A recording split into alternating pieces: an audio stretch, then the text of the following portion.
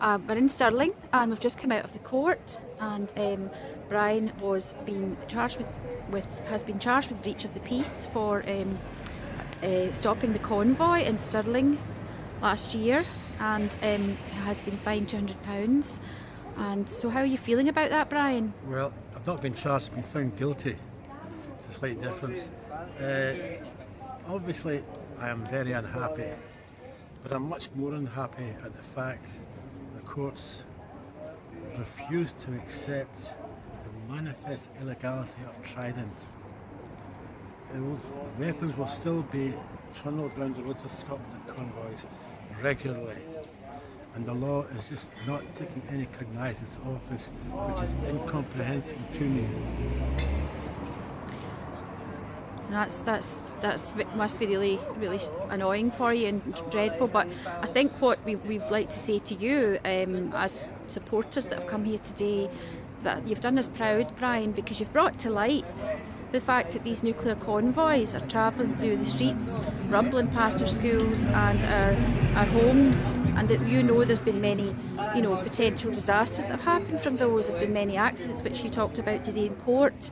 So I think that that it's been a success in terms of the fact that we fully support what you're doing, and everything we can do to try to bring attention to the fact that there's nuclear weapons in Scotland is good. And thanks very much for doing that for us. You've done us proud. Well, the fact that the yes referendum is on again brings this whole subject into the headlines again, because the only way to get rid of nuclear weapons from the UK is Scottish independence,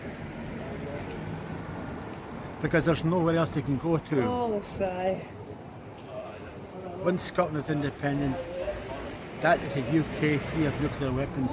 There is nowhere else in Scotland they can operate from other than the Coalport/Fastlane complex. They can't be shunted down south. There's no place for them. The secret to understanding this is not Fastlane, it's Coalport. It's the largest nuclear dump in Europe, 200 atom bombs buried deep under the hills at Coalport. Now, you don't have hills like that in England, so you can't replicate the same situation in England. So when Scotland becomes independent, that is an end to Trident. There's always got to be one of them, hasn't there?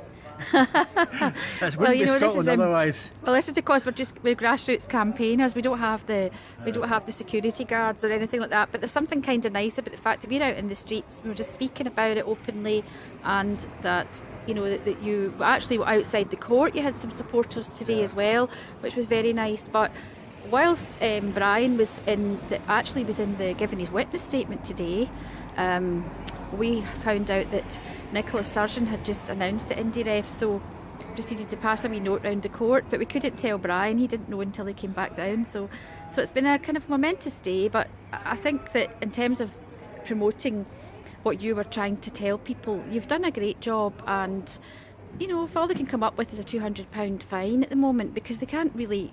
Your arguments were very strong, that the illegality isn't on your side, but the illegality is on theirs. I am not the accused. I'm accusing them. Exactly. Theresa May and Michael Fallon have been conspiring to commit major war crimes. But the referendum is really good news, because I said it's the only hope we have in Scottish independence. The Labour Party is a unionist party. They'll cling to their great symbol of unionism, the great Union Jack and Trident and all the rest of it. They will never give up Trident, because they are British, and Trident is the ultimate symbol of Britishness, Union Jackery and all that.